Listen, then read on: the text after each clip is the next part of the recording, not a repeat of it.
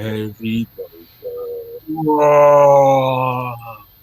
Estamos ao vivo, galerinha do Heavy Culture. Desculpa o atraso, probleminhas técnicos no mundo tecnológico moderno são normais. Obrigado aí por terem aguardado. Hoje, dia do rock, para nós aqui é o dia do death metal paulada. Uma honra e uma grande alegria receber aqui no nosso humilde programinha semanal de metal e rock pauleira, Jeff Becerra. Miguel Barrote, Ivan, sejam muito bem-vindos, galera. Hoje é dia do rock, aí o Capeta é o pai do rock e o Possessed vai tocar fogo na porra toda. Bem-vindo, Miguel. Ivan, dá o recadinho. Olá. Boa noite a todos. Ivan, vamos a isso. Vamos boa noite, boa noite pessoal aí que não está inscrito ainda no nosso canal. Faz inscrição aí para acompanhar a gente aí. Toca no sininho para receber as notificações. É importante isso para a gente, é importante isso para o fortalecimento do canal. Faz a inscrição, toca no sininho, comenta e compartilha, porque tem muita coisa interessante vindo aí. Tem muitos convidados que vão confirmar ainda, que a gente só está esperando uma data, uma logística nossa para a gente também trabalhar. Então vai lá, segue a gente, comenta, compartilha, dá o like lá e sejam muito bem-vindos e nos acompanhem, né? E hoje é uma grande satisfação ter um cara que a gente ouve desde sempre, né? Então nós estávamos em off e o Jeff estava a dizer que o Mike Turrell é de origem portuguesa e eu não sabia, fiquei a saber e a cultura que o Mike Turrell teve foi portuguesa e é uma honra para nós termos essa informação, porque há algumas que não chegam cá tantos anos depois e saber isto pelo Jeff é de facto um orgulho. Não posso deixar de dizer que do lado direito do YouTube vocês encontram o lugar do chat. Deixem ficar as vossas perguntas porque são todas bem-vindas. Boa noite, em nome de Portugal e do Brasil. Temos aqui uma lenda do metal, o primeiro a utilizar a palavra death metal numa música, por isso nada melhor do que avançarmos já para a conversa com o Jeff. Vamos dar-lhe as boas-vindas em inglês, vamos fazê-lo sentir-se em casa.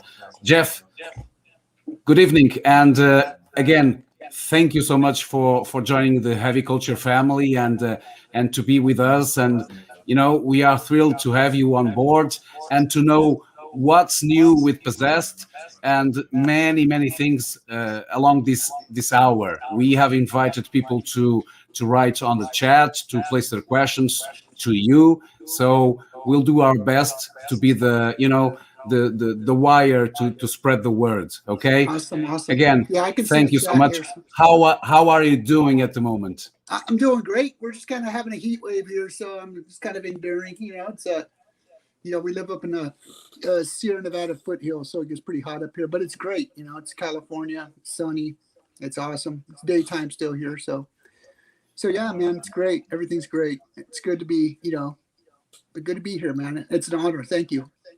Ok, thank you so much. Barrote, como é que anda aí tudo aí para a zona de Vila Nova de Gaia?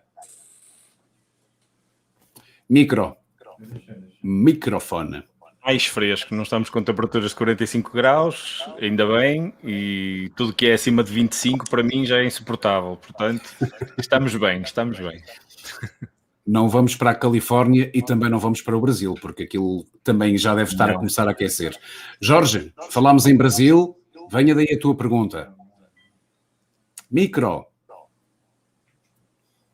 E coincidiu aqui com a presença do nosso querido Jairo Guedes aqui, ó. Saudando o Jeff, Jairo, o pessoal do Troops of Doom, e a minha pergunta vai, porque ontem a gente aí foi surpreendido com a participação do Jeff no novo trabalho do Troops of Doom. A gente quer saber como aconteceu essa maldita e inusitada união que foi juntar os 6 com os 66. Jorge, António, queres avançar? Yeah. Jeff, Jay was mentioning that yesterday we were all surprised by some great piece of news. your special participation in the new work of Troops of Doom. And how did that happen? Well, I was at Marcelo.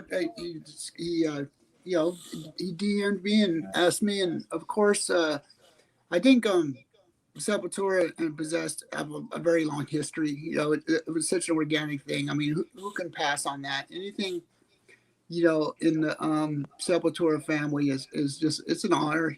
I mean, you can't pass up on something like that. And Hyro and everybody. I mean, the guy's the original guitarist for Sepultura and the founder of Sepultura. So that's saying something, man. I mean, like, that's a giant band and those are giant people. So when they ask, if you want to jam out, like, it's kind of a dream come true in a lot of ways, Yeah. So they just asked me and I said, yeah, immediately. So. And what do you think about the lyrics? I like them. I mean, they're awesome. They're nice and dark. Like, only a few bands can get away with that anymore. Especially death metal bands. So it's that old school, like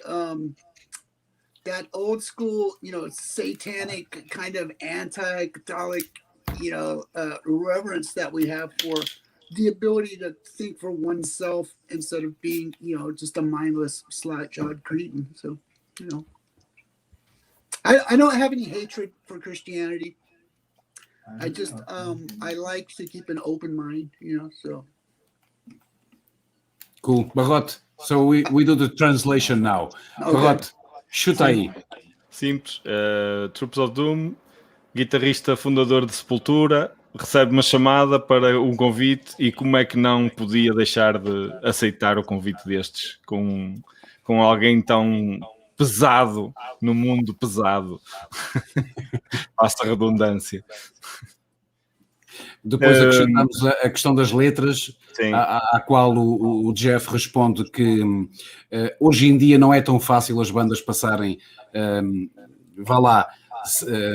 com boa onda no que diz respeito às letras satânicas, tem que ser realmente interessantes para poderem ser aceitos por o público em geral, mas uma vez que estamos a falar de bandas que são realmente old school, existe esse respeito e não é difícil de perceber porquê.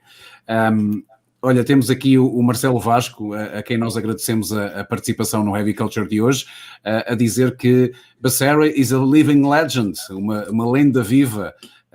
Portanto, lá está, uma das melhores pessoas no mundo e ele agradece, o Marcelo agradece o apoio que o Jeff deu para esta nova participação, a colaboração, onde se juntam Troops of Doom e também Possessed.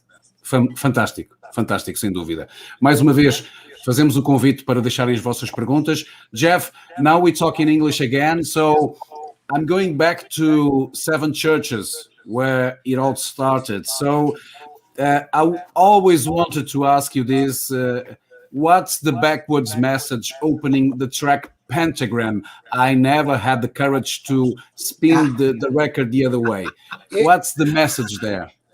Originally, remember we did this on like the 3 1/4 Ampex, the cloth reel to reel tapes, So they used to have these handles on it, and I was like, hey, you can because whenever you'd have to manually queue up where you want to splice. When you splice, you literally had to cut the tape and tape it, and it was like a science project, but you just turn it really slow. And I was originally going to say, me and Larry were kind of rapping. I was like, what would be funny is if I said, if you're spinning your vinyl backwards right now, if you're spinning this record backwards right now, you're fucking up your needle and scratching your vinyl, and then I said, no, I better not do that. So I just did, there's a sacred city not far from here with the earth is bare and the sky is black. Tormented souls are ruled by the pentagram. So that was like one take, and we did it backwards, and we're like, whoa, fucking cool. Like those were the days where it was almost like a live show, like we didn't punch in. Like my bass tracks and my vocal tracks were like Well, vocal tracks I I'd do two of me, you know. So this newest album is the first time I didn't do two of me, but because I thought it made it bigger, you know. I wanted to get that bigger sound, but anyway, so it was really creative. Like what was I gonna say? It was just such a cool, like, inventive thing to do for us without, you know, for lack of we had some outboard effects, but that was just like the easiest way to do it, you know. And we knew that, like, it was the height of the satanic panic. We knew we'd be freaking people out because, like, back then the devil was really scary. Like these days, you know, you have a show like Lucifer, you know, it's just mainstream. Lucifer went pop, you know what I mean? Like it doesn't have that fear anymore. Now people are fear and angry over politics these days, and so but Satan just doesn't have that kick, you know, which you know. So back then it was really cool. We'd throw all kinds of shit in there just to freak out the people, you know. Okay. It was a great way to do an intro. That was the true analog time. Yeah. Well, what I was going to say is, like, the bass, I'd play it from start to finish, you know. So if you'd have a flub, you'd like fuck, and then you have to go back over and do the whole fucking song, right? So like most of those things, like we did one or two trick takes, you know, like we just like kind of went through and we were really, really tight. Like I was figuring it out, and by the time we recorded Beyond the Gates, we had practiced more than Mike Tyson trained to be the heavyweight champion of the world. So I mean, that's how much we practiced, and that's how, like, that says a lot to, like, the quality, the level of musicianship back then, you know, because we practiced. We had a soundproof room where we put, like, 3 layers of carpet that we went dumpster diving, and we just the whole room had walls like this thick. Every time we get some extra stuffing or carpet or whatever, we just put it on the walls. And then the roof was like those egg crates, you know, the flats of egg crates. We just stacked those. Like, so it was a soundproof, light-proof room. When you turned out the lights, it was nothing but the amps, right? And it was pitch black. We'd cover those up. We'd say, you know, what if the lights went out? So we'd like practice our set with the lights off, you know, and we do all kinds of crazy shit. We play drunk or, you know, it all started because me and Larry, we've been jamming since we were like little kids. Like, I remember like we were all in a Kiss and like, you know, a Blister Colt and like Cheap Trick. I was really into Cheap Trick and I remember Danny Bowen was like, I was like, you know, we need a fog machine, right? And the old Marauder Blizzard guitarist Danny Bowen was like, well, you know, we go in the backyard and just like kick the dirt, and the dirt will make like dust clouds, right? So we got there fucking set up, we're kicking the dirt and shit, like, and we're like, yeah, fuck yeah, with fucking dirt everywhere, covered in dirt. And then Danny was like, I got some acetone, man. We like dug a trench and filled up with acetone, lit it on fire, you know? But then somehow Danny got the acetone on the bottom of his Converse.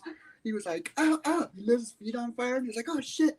So he like took off his shoes and they burned up and shit, you know? We're like, fuck yeah. Like, fuck yeah. So when we saw Nikki Sixx, we're like, we already did that shit, you know? So it was like, so actually there were no toys, so you had to invent them. Yeah. We were kicking up dirt, man. It was great. So it was, you know, we were really remedial. And I know Terrell, he knew zero theory at all. Like he was self-taught. Like we'd always get in a fight. I'd be like, for years, I'd be like, if we'd be arguing, I'd be like, play a C major scale, you know, do, re, mi, fa, sol. He would be like, fuck you, man. I'd be like, why don't you just learn it? Like, it's so easy, right? But he just was like, totally just freaked out about theory. So, and Larry and me were like, you know, we read music and it was like, so it was like the mics were like on one team. They were like super old to us because they were 20 when we were 17. So we're like, fuck it, these dudes are ancient, right? So, and me and Larry had been in a band forever. So it made sense. Like, I don't know where I'm going with this, but it was just a really cool dichotomy. Like, where there was like always that little tension, but that tension, like created like fuel for like Possessed. We're just like maniacs at war, you know, it's great. The environment you needed. Okay, so let's try to do a very short translation. A pergunta foi relacionada com aquele início do tema Pentagram no álbum Seven Churches, ao qual ele responde que, num tom de brincadeira, inicialmente tinha pensado em fazer as pessoas rodarem o disco para trás e estás a destruir o teu disco. mas depois, claro que não foi isso que avançou. Ele depois disse que utilizou um dos versos do tema Pentagram, e aquilo foi depois utilizada a técnica analógica de como tudo funcionava na altura. Ele diz que tudo funcionava eles estavam bem ensaiados, 2, 3 takes e as coisas ficavam feitas. Ele recorda que com a voz é que era possível fazer umas coisas. Atualmente é tudo muito diferente. Ele já sentiu essa experiência com a gravação do trabalho mais recente, o Revelations of Oblivion, mas no passado era tudo de forma muito inventiva. Quando não havia coisas para fazer, tinha que se inventar, não era? As ferramentas também estavam à mão e eles aproveitaram-se disso com uma fita, andaram para trás com aquilo e à velocidade que queriam e conseguiram aquele ambiente assustador que procuravam. Aquilo naquela altura, como vocês devem recordar-se, para os que já cá andam há algum tempo, era de facto assustador. Portanto, o Possessed, na altura que aparece, é assim uma banda que é que foi aquilo? Ou o que é isto? Agora, ele recordou, eu perdi-me aqui pelo meio do caminho, recordou imensas coisas do passado, histórias com o Larry Lalonde, a sala de ensaios estava feita à medida deles, tudo o que eles apanhavam para tornar aquilo um espaço o mais isolado possível, eles faziam tudo, e principalmente com carpetes e coisas assim.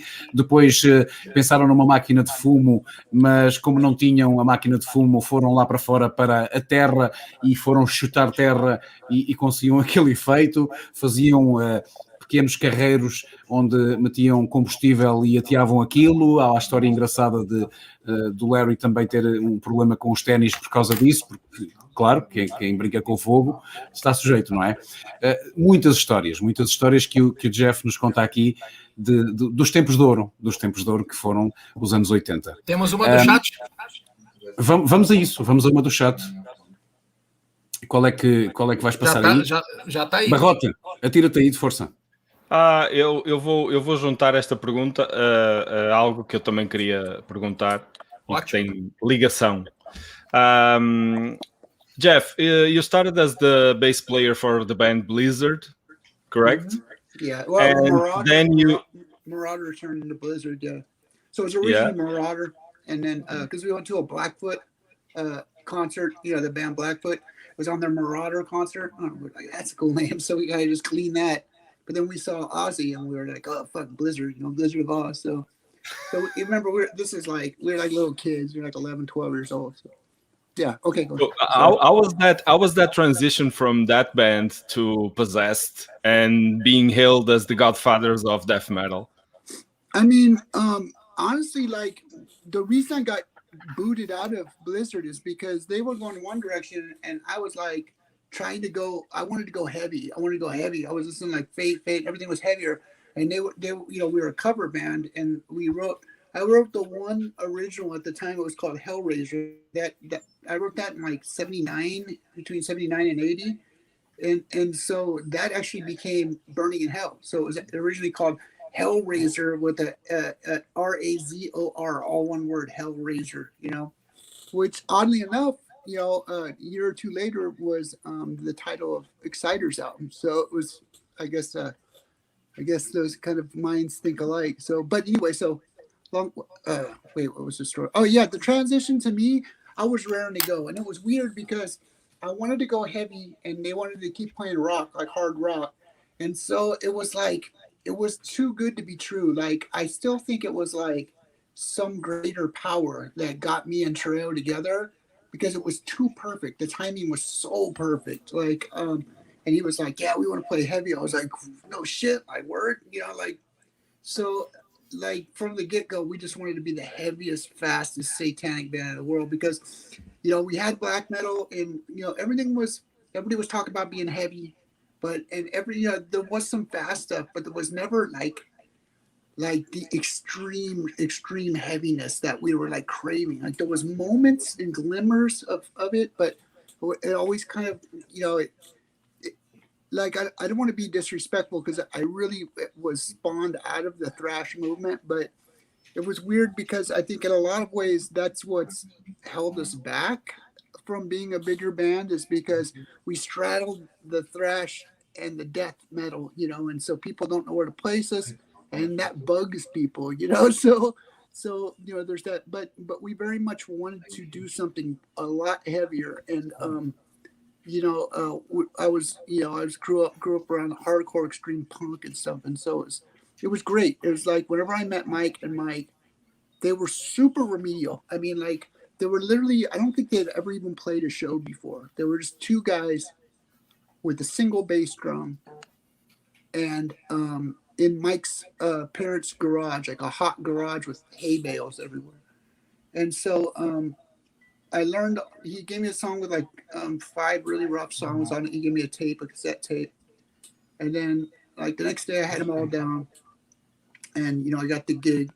And so it was just magical. From day one, it just felt like, holy shit. Like, cause then once I got the bass down, like it was like the same day, it was like, hey, you know, you want to sing too? And I was like, yeah, because I didn't want to get kicked out again, you know? So I figured like being a vocalist and a frontman would give me more political pull, you know?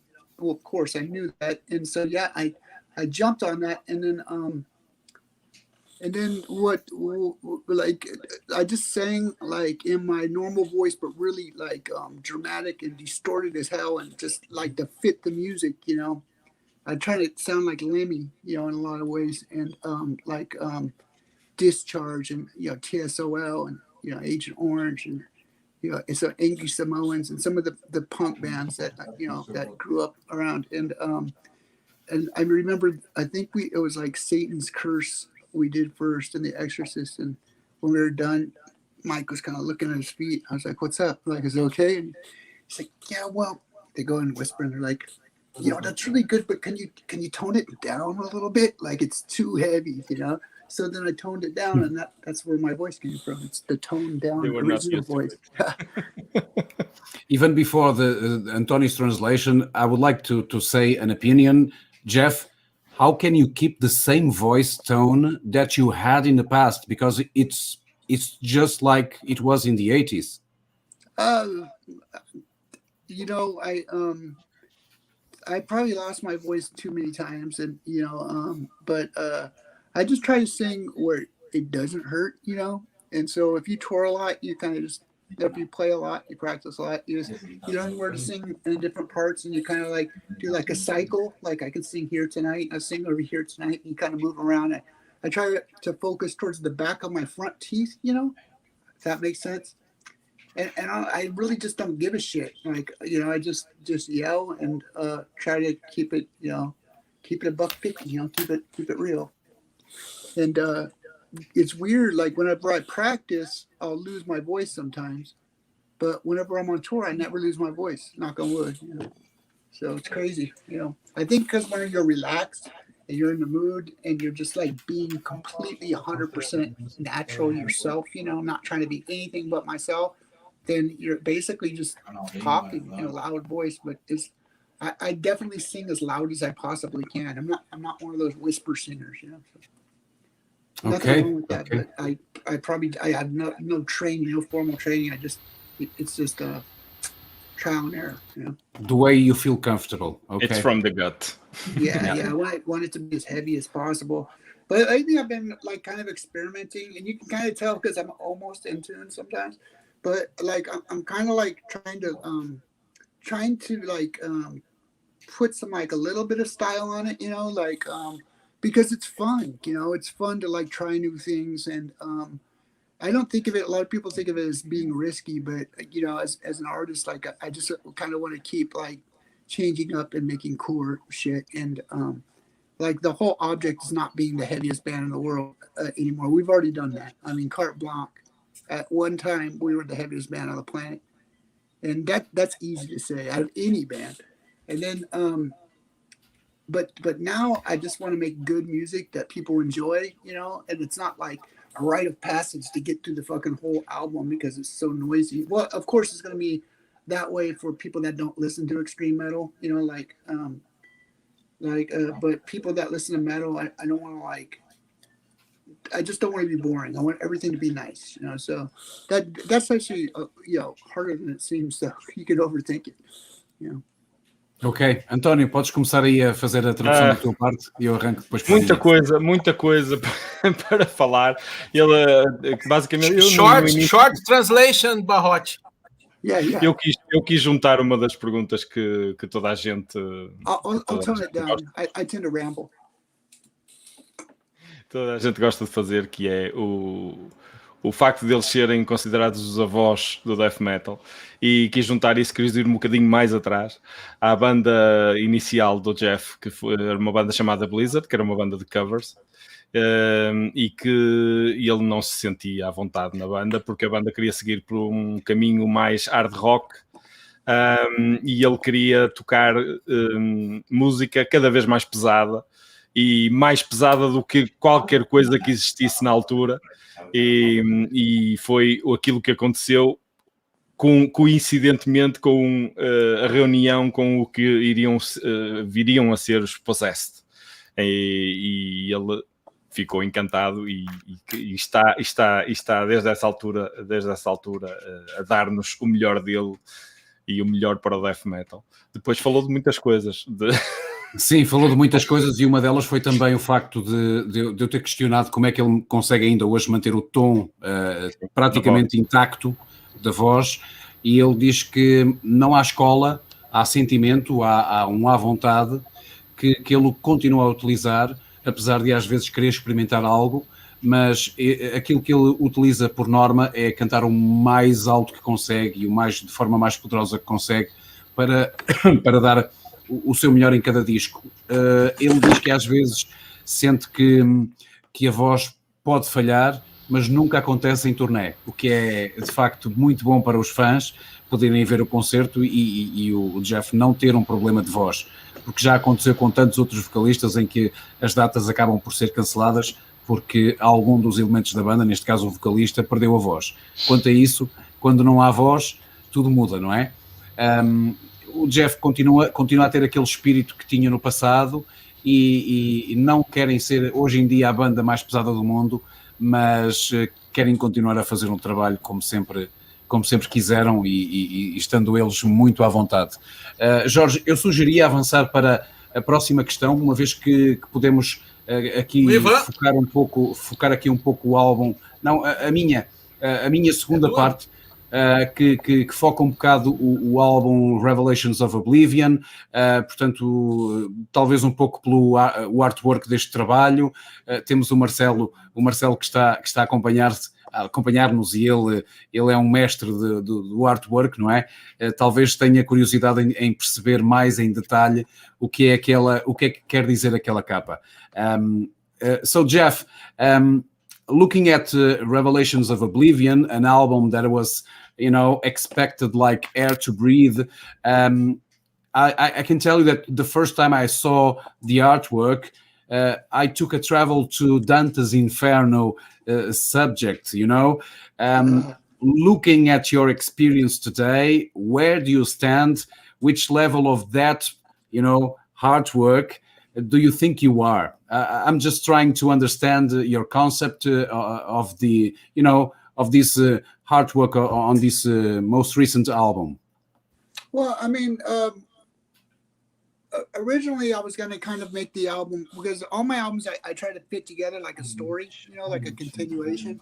So this was supposed to be like the concept of the eighth church, but since there is no eighth church, I started to look at the world and where we come, and like I said, when we first started out, Satan was scary, it was the height of the satanic panic, and Christians were really anti-possessed, so, and they would like hide our records behind the counter. You'd have to like go ask for them and show ID and stuff like that. So it was like a drug. But I was like, how do I approach where we are at now with spirituality and and I looked at the digital age and the angry politics and the dictatorships in the secular world, and I said, is this lack of fear of any retribution spiritually, is this healthy, or is this something that promotes freedom? And so I said, what would the world look like completely devoid of all spirituality? Just, no more zealots, no more Christianity, and, no more anything. I focused, on what I know. And would that be an innately better place, or would that be innately a place devoid of, any hope or faith? And when I talk about spirituality or, God and Satan, I'm really just saying, it means, good or bad, right, wrong, things like that. And I think a lot of people, they confuse lack of spirituality with, being able to do and say whatever the fuck they want. And of course we all can do that. But I think that, there's some social responsibility that comes with the new freedoms of the secular world, I think. And so I kind of also explored that, what if God was real? What if, would it be funny, like, if you died and you went up and, there was like the, St. Peter's at the Golden Gates, and, they have a book, and they're like, you're like, oh shit, this shit's real, like, in college they said this is all bullshit, and they're like, they have the little lever and they pull it, fall down to hell, and why not to drink? Yeah, there's a red guy with a, like a pointy tail and fucking, ridiculous horns. But anyway, so I mean, so I just kind of explored the truth behind, chaos and anarchy and lack of social responsibility and control, and just kind of made it in a meta way. Like, I'm not saying pro organized anything. I'm just saying that like a lot of times people say, oh, it's Jeff Becerra, like he's a Satan worshiper, and they say the vilest, crudest shit to me, like, that you'd ever fucking think of, right? And it's like shocking, like they have no chill, and I'm like, well, I think, so I kind of like, I don't know, like, I've always had kind of an organization to what I'm trying to say, and good is good and bad is bad, and never the twain shall meet, So these are the words you choose to touch some social troubles that we all face, but in a different way. So it's kind of vocês ajudem-me aí, como é que nós utilizamos de alguma forma outras palavras, não é? Some different words to use to point something that is very general. I mean, I've been to hell, and I find hell is like just sin and gluttony and harming yourself and, overindulgence and, some people see that as freedom, and I see that as bondage, and so it's weird that actual freedom still takes discipline, Yeah, quite true. Okay, let's do a translation, a fast one. So, então, este trabalho, o Revelations of Oblivion, estava para ter uma arte conceptual bastante diferente. Ele tinha pensado numa 8ª igreja, mas como não existe, foram para este campo que tem tudo a ver com a espiritualidade que de alguma forma hoje está limitada, por mais que nós digamos que temos essa liberdade, mas de facto estamos todos limitados, por mais que não queiramos. Estava agora mesmo o Jeff a dizer que a liberdade está condicionada, não é? Todos nós sabemos disso, porque aquilo que é verdade para mim não é para o outro. Sempre teve bem presente a ideia do bom e do mau, são as coisas que de facto é o que é a religião, não é? A espiritualidade tem o que nos ensinaram daquilo que é bom e mau, e existe, ele sente que tem uma responsabilidade social para explorar a verdade por trás do caos. Não vou alongar-me mais do que isto, porque está tudo aqui resumido. Vamos para a pergunta do Barrote. Já fez, perdão, o Barrote já fez. Agora o Ivan. Agora o Ivan. Sim, Ivan.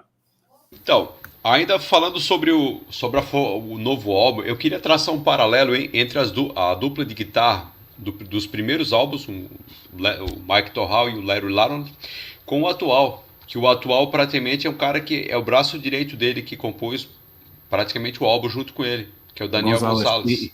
Sim, e também produziu o álbum com ele, coproduziu o álbum com ele. Sim. E qual também... Qual é o paralelo que ele tem das duas duplas de guitarras, digamos? Dos primeiros com agora? Isto é uma pergunta complicada. Barrota, atira-te aí a essa. So Jeff, the two guitarists that started with you with Possessed versus the new team of guitarists that now you have on the band. Your thoughts about comparisons, parallels between both teams? Well, I think the big difference is, back then it was actually like the inception of something new. But as it became, known, I think that back then I feel like Larry was always really creative. He had different worlds. He could go to, Steve Vai type things, or Frank Zappa, or Grateful Dead. Like, he had different planets that he could hop around to. Terrell very much had one planet, and same with Mike Seuss, which is what made them extra special, I think, in a lot of ways. But I think with the new guitarists, they have that death metal planet, plus they have a multiverse of other planets, so like, instead of having to really work just to get a simple song right, they'll just be like that, and they have it. And so it gives you a lot of freedom to create, and to move forward. And it's a lot less like taxing, but it creates new pressures. The new pressures, it's never easy to write an album, but it is a lot easier when you have somebody like Dan, who went to college to be a producer and an engineer. And so that allows me to executive produce and manage, and it gives you freedom to create a better music, really. I think that that while I love Terrell and Larry, of course, is still one of the world's premier guitarists. I mean, you can't take that away. But I think that Claudius Kramer and Danielle Gonzalez are just so much. They're just miles and miles, up here. They're really, really good. I mean, from the first time I jammed with Dan, I was like, fuck, like, it was intimidating. Like, am I just yelling over good music? So, but I make myself useful. And I noticed with my first time I got Possessed together, we were down tuned and everything was really simplified and remedial, and you could get away with that. But I don't like getting away with it. I like everything to be technically proficient, and I like to move forward. And I think that we have so much more room to grow now. And we're just getting started. Like, we're at the very foundational, like this first album, we went a little out of our lane, but of course we're not going to go buck wild and play some like super experimental shit or whatever. But we can create and fine tune and make some really, really decent music. And that, I just think it's like 10 times, 100 times, 1,000 times better now. So does that mean that we can expect a new album soon? Oh yeah, we're writing right now. So I mean, we're late because COVID hit, and then I was just too injured to function, so I went and had a surgery. I was pretty loud about that. I meant to just kind of like make a little post about it, but it kind of blew up. Yeah. So I forgot that. We were all worried about your condition, and we were so happy to know when you said that everything was okay. Yeah, everything's fine. But like, I literally thought like if I wouldn't have got the surgery, I would be dead already. So it was time to get it. And it was weird because if COVID wouldn't have hit, they wouldn't have lowered the restriction, because I'd been trying to get that surgery for 11 years, Ooh. And I was like down to like, oh my God, like 125 pounds, and I'm 6'3". So I was going downhill fast, right? And then I got the surgery, and like now I gotta lose weight. like I feel like all the energy is right back up here where it should be. I feel like, oh fuck, I can finally go on with my life, right? Like, because I was functioning essentially with a sword this big, but well, it was that big and that deep, and then it went down to this big and like that deep on my tailbone. It was all the way down to the bone, and I was touring like that, right? And so it was just so like it wouldn't heal anymore, and the bone was dead, and nothing grows over bleached bone. So I was my bones were rotten, and so what they did is they just cut that shit out. They took a grinder and ground the tailbone down like until all that dead shit was off. And they cut my whole right ass cheek off and scooted it over and stapled that shit back on with like 110 staples or whatever. Well, it was like they cut the butt cheek off, and then they filleted it so that was like a piece of free floating meat, and then they kind of flipped it over and they put it like a jigsaw puzzle, and they sewed it from the backside. Then they sewed the surgeon stip from like the middle, and then they just stapled it and then cut a big slash up my hip and put a big drainage tube in it. Jeff, that's a Carcass song. Yeah. And it was like shit, man. Like, and it was crazy because like I've been waiting for it, but like I said, it was an emergency, and they called me up on a Thursday, and they were like, yeah, we'll fit you in. You pass. Like, fuck it. We're going to do it, even though it's risky. So it was Thursday, and the next Thursday I was in pre-op. So I didn't have time to really think about it. It's like, hey, we're getting surgery. 7 days later, I'm in surgery, right? And so, on the 8th day, I was in surgery. So I was like, well, what are you going to do? And the surgeon's like, don't worry about it, I'm like, well, I'm worried about it. What are you going to do? And he drew me this little quick picture. I was like, fuck. And then that was it, man. I was down for the count. So that means that we have 10 more albums of Possessed. Yeah, well, hopefully, I'm doing pretty good so far. So, Ok. Barrote, consegues recordar aí Ora bem, o início foi a comparação com as duplas de guitarristas. No início era tudo muito mais simples. Eram excelentes. I went the wrong way. Sorry. No, you didn't. No. Don't even say that. A primeira dupla, então, apesar de excelentes guitarristas, e ele ainda os considera excelentes músicos, como é óbvio, mas eram do mundo do death metal unicamente.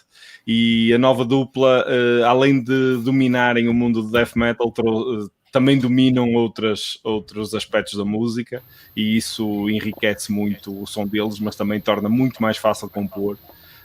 E isso levou até à pergunta ok, então se é muito mais fácil compor, quer dizer que vem aí um novo álbum, e eles estão exatamente a compô-lo, embora tenham tido este interregno com tudo o que ele contou.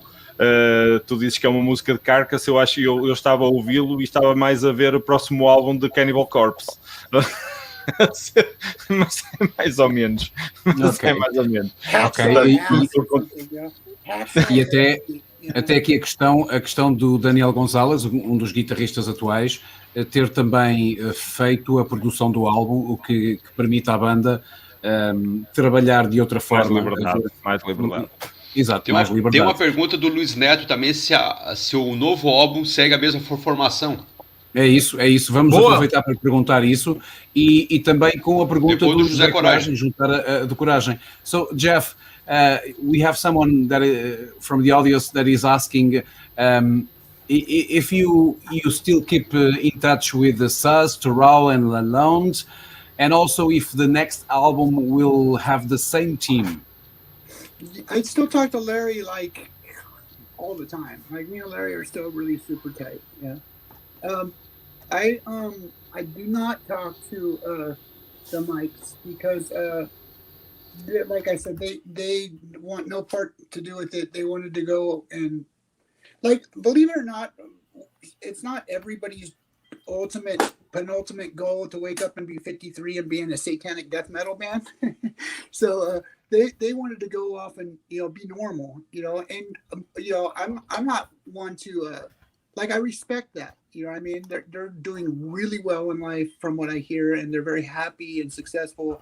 And I'm still in the pit, you know, and so, but I think, you know, you grow apart. I mean, remember, that's a lifetime ago. I mean, we broke up in what, like 89 or something? That's a long time ago, you know? So we just kind of grew apart. Like, it's like the reason we're talking is because we have something in common. You know, if we had nothing in common, we wouldn't be talking. You know what I mean? It's like, so. Okay.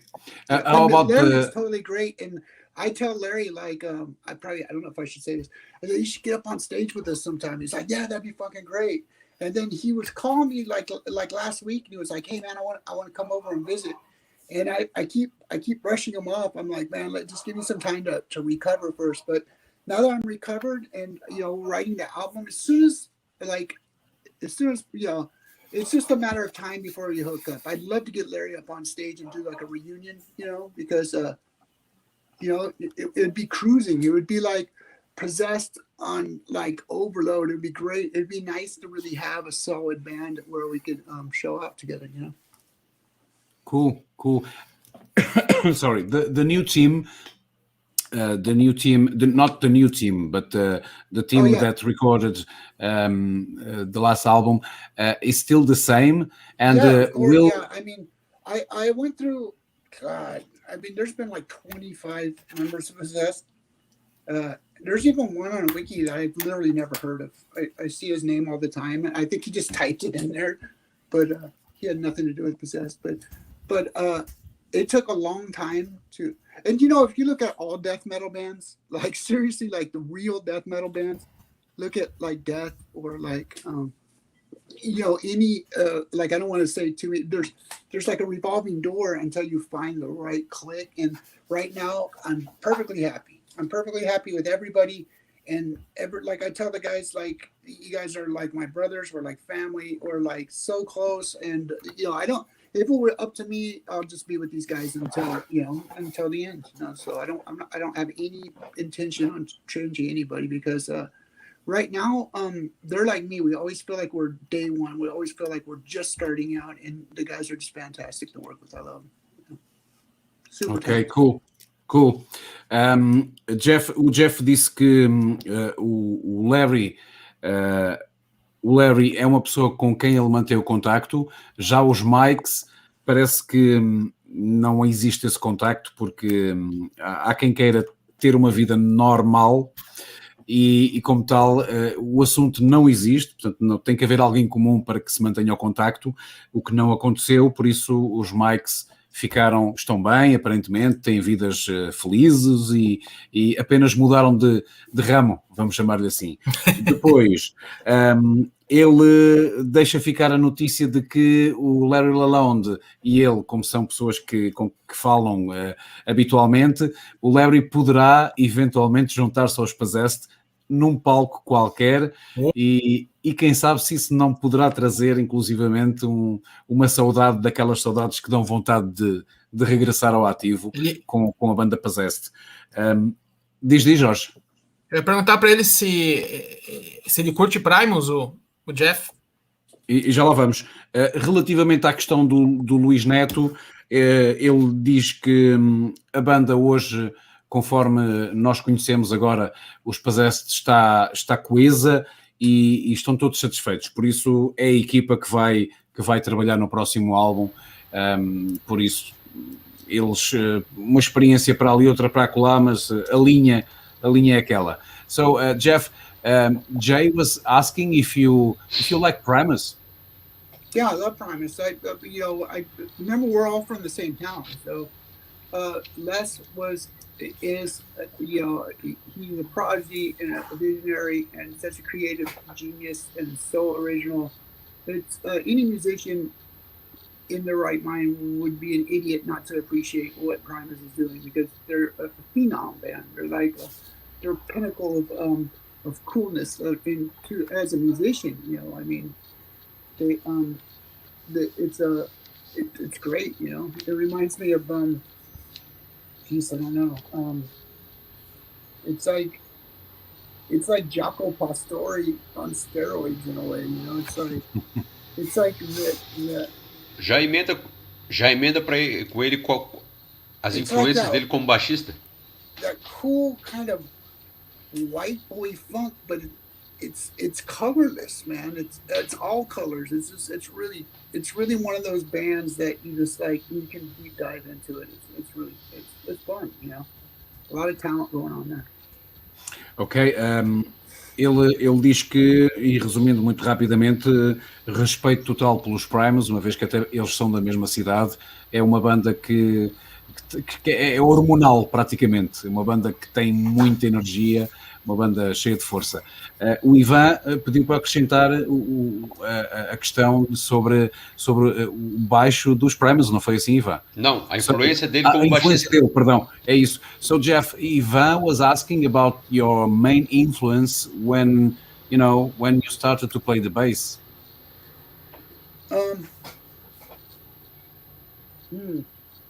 I really like Steve Harris, of course. I like Lemmy.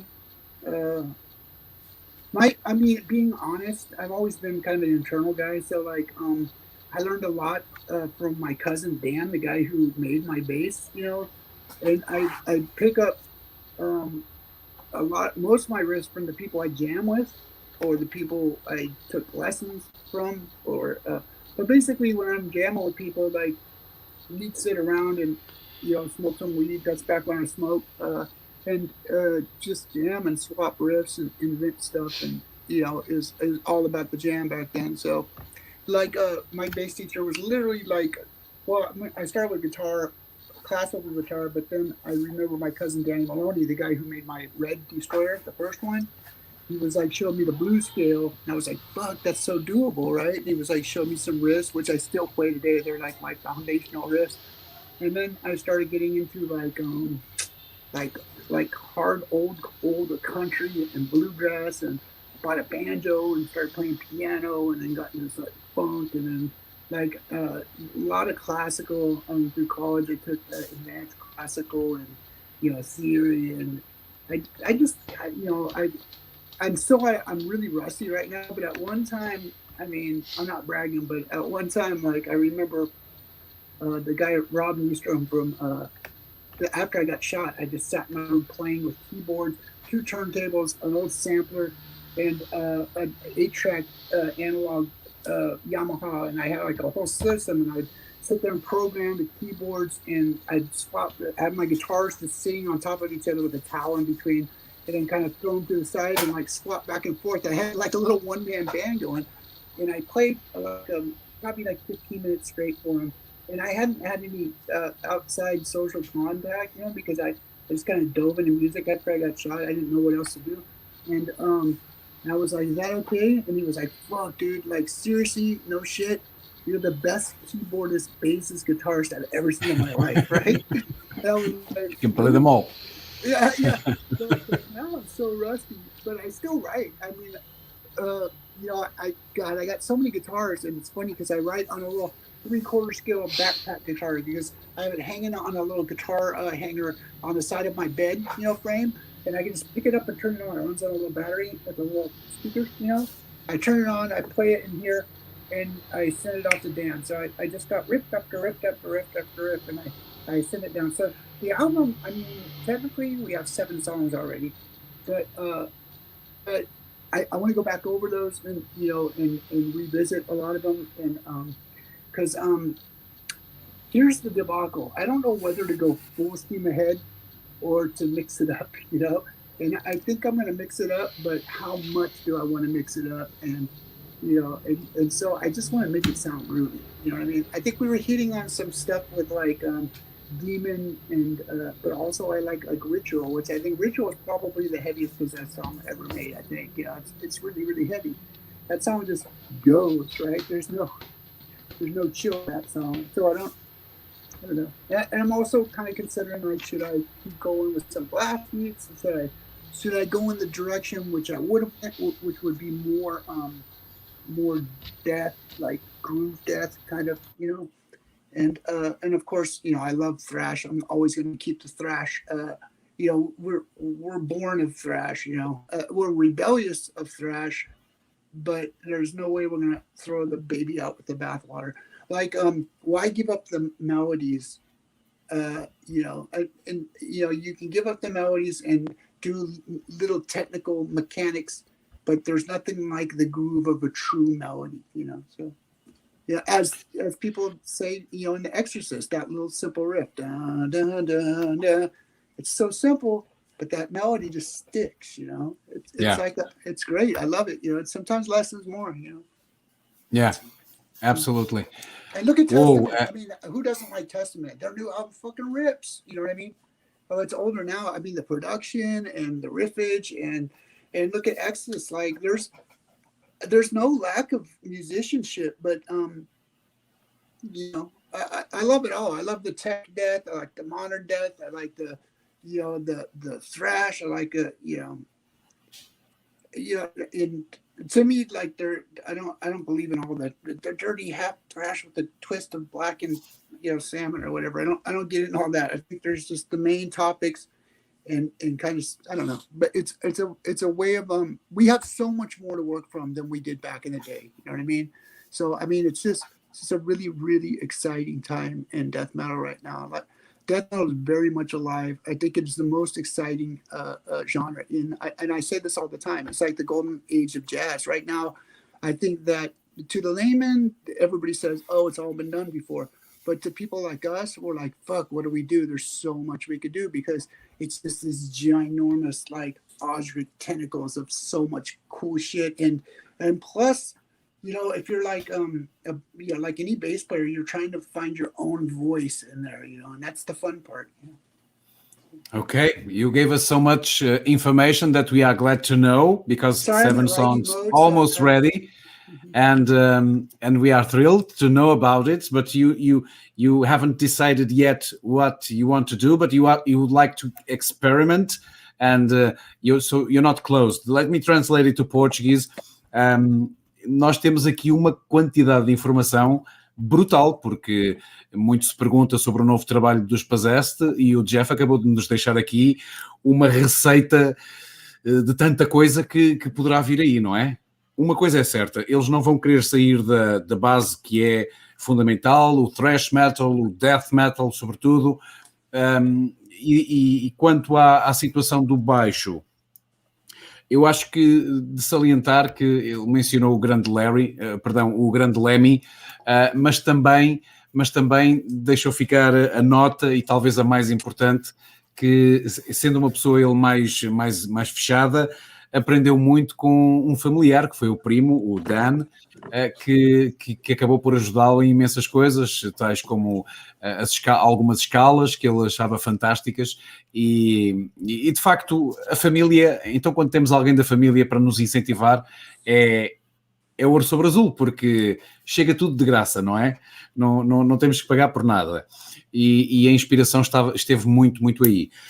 Nós vamos ter aqui muito sumo para falar relativamente ao novo trabalho dos Possessed, porque com 7 temas já quase feitos, a forma como o Jeff também compõe as músicas é absolutamente brutal. Ele tem criou uma forma de poder estar na cama dele e de trabalhar, e de facto brutal. Muito bom. Vamos aqui já nesta fase fazer o nosso encerramento. Vou deixar ficar uma última, não é uma pergunta, mas sim um pedido de mensagem ao Jeff relativamente à mensagem que ele deixa ficar para o futuro, e vamos a isso sem perder grande tempo. So, Jeff, before we leave, I'd like to thank you so much for being with us. We feel honored to have Jeff Becerra here. We hope to see you soon in Europe, in Portugal, also in Brazil. But before we leave, I'd like to ask you, being a family man, and since I had the chance to change some ideas with you about that issue, family, I would like to. It's not an issue. It's a matter. Please share with us a message for all the future mothers and fathers that are or will be in this line of work, metal. Metal? Well, I think. I just think. I think if you're a good person, and you consistently try to do the right thing, and you put your kids first, and you just do the best you can do, you know. And my kids really surprised me because I was such a bad kid, you know, growing up. And so I thought, like, you know, if there's any karma, my kids are just going to be assholes. But they weren't. My kids are very, they're very, very intelligent, very, very independent, very, very nice kids. And I think it's because, you know, I just took the time, you know, me and, of course, my lovely ex-wife, we just put the kids first, you know. That's all you can do. You know, I mean, that's a lot of the reason I was gone is because, you know, it's a full-time job raising kids. And, you know, I think like I didn't really just like worry all the time. I mean, you know, like my parents grew up like, oh, it's so hard raising kids. With me, I just really enjoyed it. You know, it seemed like it's not like that. You know, they're already, you know, Sonny's and Sonia's already past her first semester in college, and she's only 17. And Jeff's working, you know, full time, and they're just doing so well. And Jeff's like way into martial arts, and he's just so disciplined and such a good kid. You know, yeah. I mean, I don't know, just put the kids first. You know. I know I touch your soft spot, you know, kids, and that's the best. We believe that. We all do our best to raise them, and congratulations for all that you achieved and will achieve in the future, okay? Let me translate this to the future moms and dads. Okay. O mais importante é a família, os filhos estão primeiro. Foi talvez esse o motivo que afastou mais o Jeff durante um certo período de tempo, e por isso a mensagem que ele deixa ficar é que, sobretudo, divirtam-se a criar os vossos filhos, e os valores têm que ser os melhores, e quando falamos de valores, a música está lá também. Por isso, a mensagem é essa, é olharem primeiro sempre para a família e divertirem-se, acima de tudo. Olha, eu quase que em tom de repórter que acaba a sua missão, daqui é tudo, e estou de alma cheia. Hoje já vou ficar com muita coisa para dissecar desta entrevista. Por isso, uma boa noite a todos. Não tenho mais a dizer. Jeff, thank you so much. Good evening to you. And hope to see you soon, okay? Thank you, guys. Thank you so much. Thank you, Jeff. Okay. Não, pergunta pro Jeff se ele não quer deixar um recado pro Max, que vai estar aí semana que vem. António, deixo isto contigo. Jeff, we are going to interview Max Cavalera next week. Awesome. Do you want to ask anything? Do you want to add any question? Tell him I want to jam. Tell him to call me. Let's collaborate. Okay. That was so Hollywood, huh? Call me. We'll do lunch. No. But, I mean, Max, okay. I'm a huge fan of Max. I mean, I say this all the time. Well, maybe not. But after I got shot, like somehow they sent me their album, or I got their album from a friend or something. I forget how I got it, but it was just on a tape cassette, and I wore that out. I wore out a Rise, and I wore it out again. I went through like 3 of those tapes, just like lifting weights and getting back in shape. And they rehabilitated me. So I love Max. Everything Max I did, you know.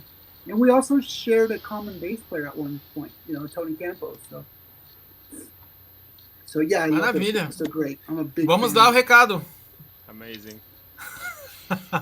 Galera, obrigado pela audiência. Ivan, se inscreva no canal, toque o sininho, compartilha, e uma grande satisfação ter todo mundo aqui. Obrigado, Jeff, obrigado, Miguel, Barrote. Thank you, Jorge, Jeff, thank you, Barrote, Miguel. Obrigado. Isso aí, obrigado. Obrigado. See you.